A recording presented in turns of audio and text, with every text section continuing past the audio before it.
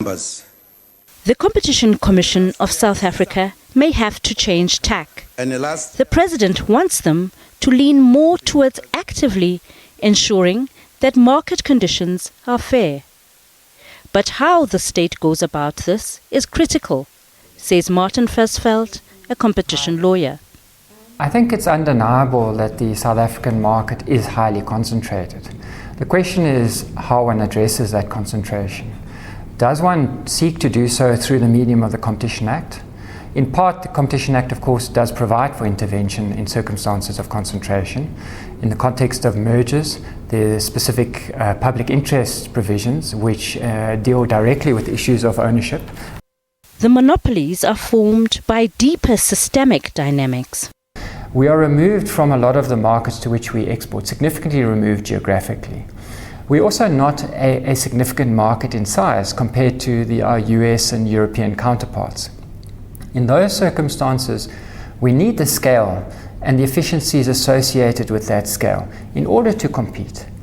And so we need to be a little careful about the extent to which we attack what we perceive to be significant monopolies.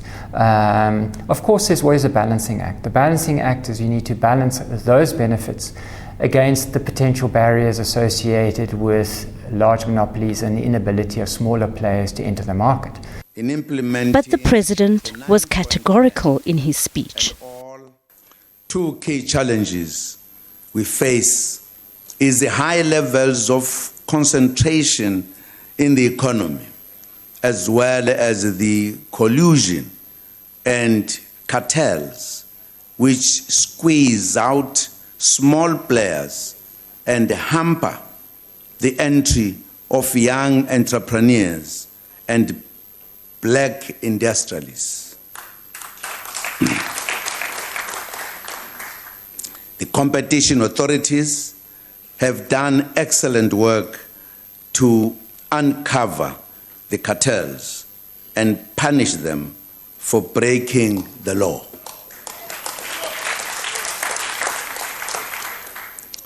Last year, I signed into law a provision to criminalize the cartels and collusion, and it came into effect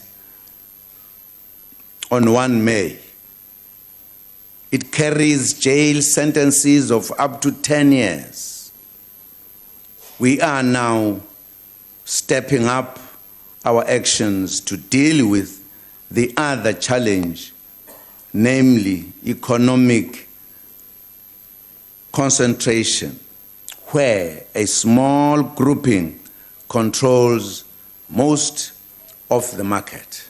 Key areas. There may be a need to proceed with caution.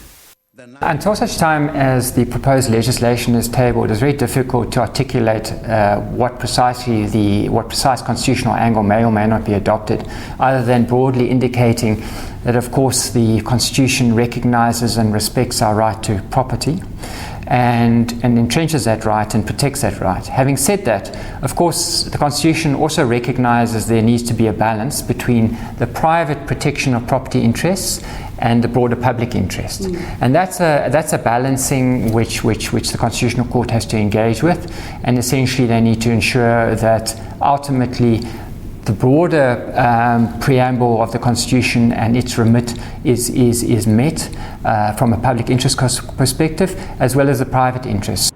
The road to a more inclusive economy with new players is not necessarily fraught, but experts say innovation and flexibility will be needed.